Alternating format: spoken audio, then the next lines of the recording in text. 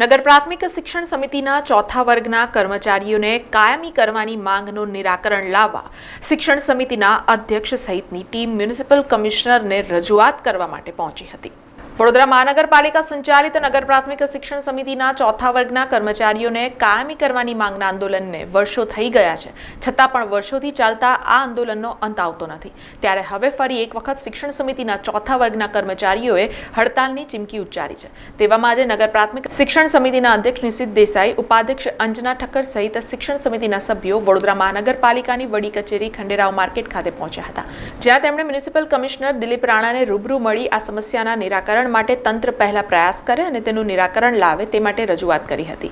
આ રજૂઆત સંદર્ભે આગામી સમયમાં પાલિકાની વડી કચેરીના કોન્ફરન્સ હોલમાં એક બેઠકનું આયોજન કરવામાં આવ્યું છે। ડેપ્યુટી કમિશનરના અધ્યક્ષ સ્થાને રચાયેલી કમિટીની બેઠક બાદ આ સમસ્યાનું નિરાકરણ આવશે તેવો આશાવાદ શિક્ષણ સમિતિના અધ્યક્ષે વ્યક્ત કર્યો છે। ડેપ્યુટી મ્યુનિસિપલ કમિશનર સાહેબની અધ્યક્ષતામાં જે કમિટી રચાઈ છે, કમિટી દ્વારા એક બેઠકનું આયોજન થયું છે અને પોઝિટિવલી આ આયોજન થયું છે એટલે આવનાર દિવસોમાં આનો સારો નિકાલ ઉકેલ આવે અને ચોથા વર્ગના કર્મચારી જે ભારતીય જનતા પાર્ટીનો અમારો મૂળ મંત્ર છે કે છેવાડાના માનવીની ચિંતા કરવી અને છેવાડાના માનવીની ચિંતા કરવા માટે જ્યારે આજે આ પાર્ટી અમને અહીંયા બેસાડ્યા છે, અમારી બી જવાબદારી થાય છે અને અમે એ જવાબદારીના ભાગરૂપે આજે કમિશનર સાહેબ જોડે બેઠક કરી, ડેપ્યુટી મ્યુનિસિપલ કમિશનર સાહેબ જોડે બેઠક કરી અને એમની તરફે અમને ખૂબ પોઝિટિવ રિપ્લાય મળ્યા છે અને આવનાર દિવસોમાં આનો સારો અને સચોટ ઉકેલ આવે એની અમારી 100% ચિંતા છે અને થઈ શકે એવું છે અને થઈ જાય એવું છે, એટલે થવાની આગા પર છે અને થઈ જશે એની માટે અમે એમને ખરેખર અમારા તરફે અમે જે પ્રયત્ન કરવાના હતા બધા કર્યા છે, અમારા તરફે જે ડોક્યુમેન્ટ પ્રોવાઈડ કરવાના હતા એ બધા પ્રોવાઈડ થયેલા છે।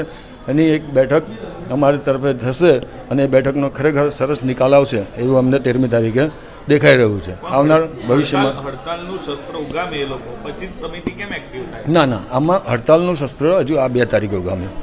આના પહેલાં ના એવું નથી। ગયા મહિનાની એટલે કે 12મા મહિનાની 2જી તારીખે ઓલરેડી કમિટીની રચના થઈ ચૂકી છે। કમિટીની રચના થવી એ મહત્ત્વનો વિષય હતો।